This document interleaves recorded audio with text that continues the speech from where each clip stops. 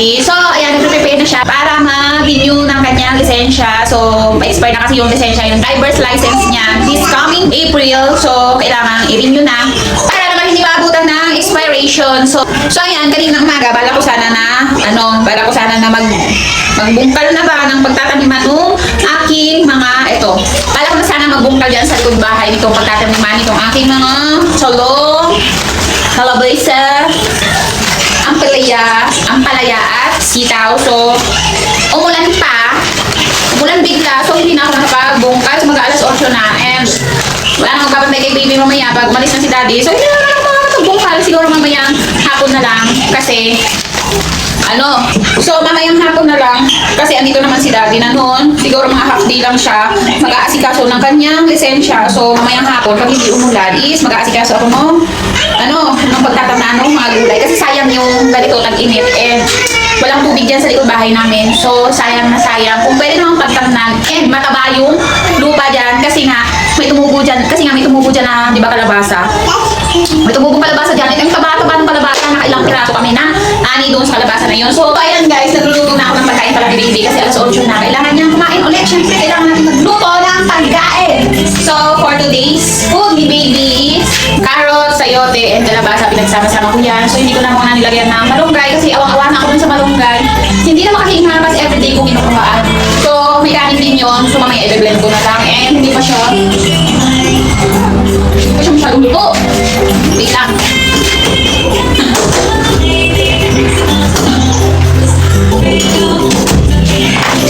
Mag-askas ako ng food ni baby and kailangan niya kumain. So, kung kailan naman may balak akong gawin dyan sa likod, kaya naman umulan, maganda sana kay malambot yung lupa na. Kaso lang yung umulan, ayaw kumag.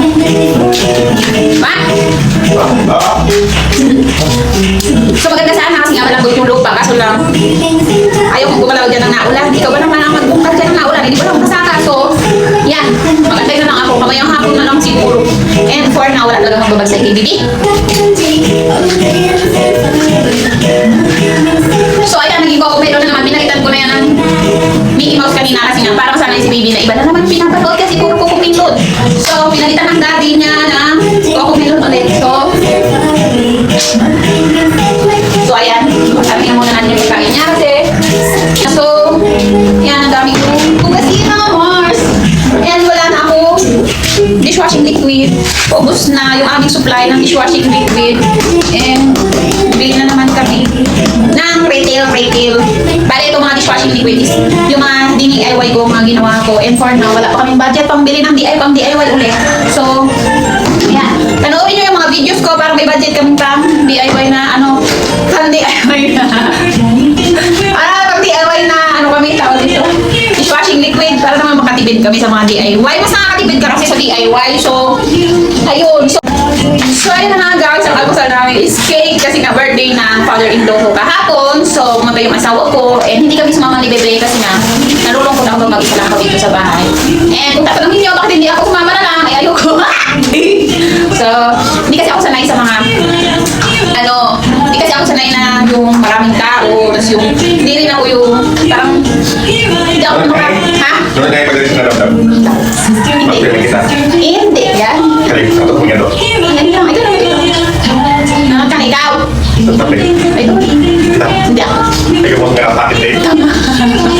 So, hindi ako sanay na maraming tao. Hindi ko alam kung ako lang. Kahit ate ko, ganun din siya na alam niyo yung pag maraming tao, para matutunaw or hindi naman ako inaano pero ninenervyos ako. Hindi ako nakakapagsalita.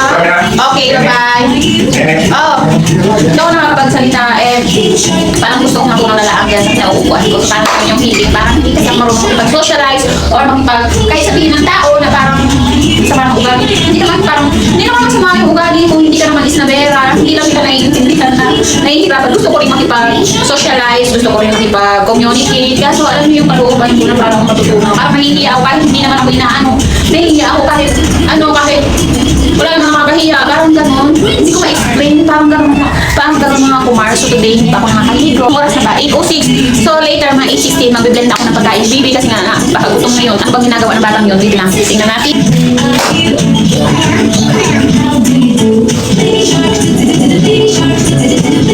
So ayun guys, isa sa mga favorite niya laruan.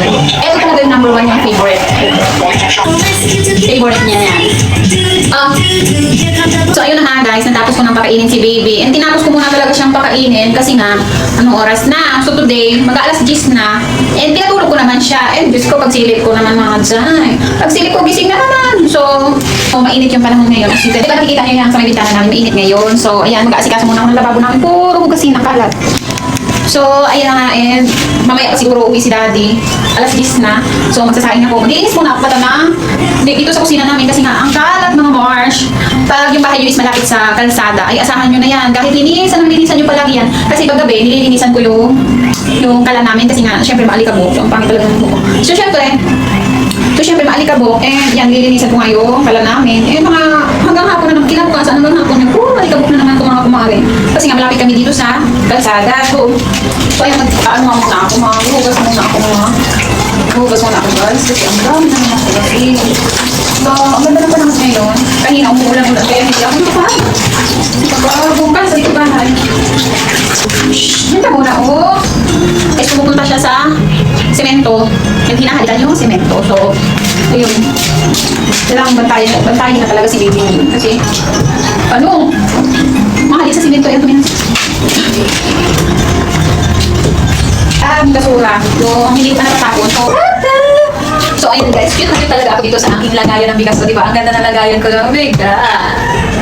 So, ayan, alam nyo, pag tumatanda tayo, no? Mas gusto natin yung mga bagay na yung mga gamit sa bahay. Mas na-appreciate natin yung mga gamit sa bahay. So, gusto ko magpaka-aesthetic.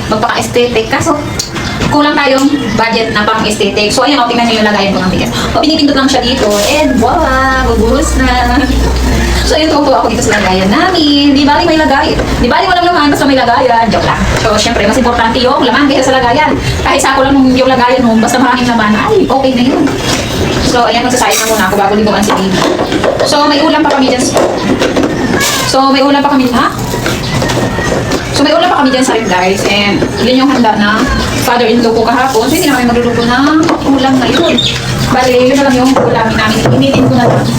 So yan guys, yung water namin dito is pinapanghugas ko lang sa bigas. Hindi ko talaga ito yung sinasabaw. Kasi nga yung tubig namin, medyo may time na hindi malinis. Parang hindi siya ganun sa linis. So, meron pa akong kunting bigas na yung puting-puti. O ayan, puting-puti yan guys, bagong ani. So, yung nandito sa lagayan namin is yung bigas na ako ang nagbilad. Bale, yung palay na yun guys is yung binili ko pa, yung mga nasa abroad pa ako. So, yun yung mga palay ko pa. So, ayan. And mag-init na tayo ng tubig or ang dami ko pang labahin. So, gusto kong maglaba. And mamaya na lang siguro pa. Andito na si daddy. Para dire-diretso yung trabaho ko. Kasi pag ako lang, and gising si baby. So, hindi dire-diretso yung trabaho ko kasi iiyak si baby. Ganon. So, hindi ko naman maiwanan dito kasi nga hindi iyak ng todo. So, yun guys. Mamaya na lang pag-uwi ni daddy. Para isasalang ko na lang. Yung labahin ko maya siguro na dito na yun.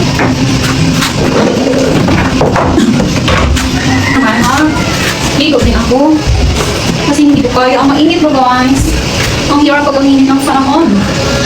So, patay ba nito? Naglalang mag-isa. So, yan ko muna siya kasi na para sa ko yung pagsuot niya. And,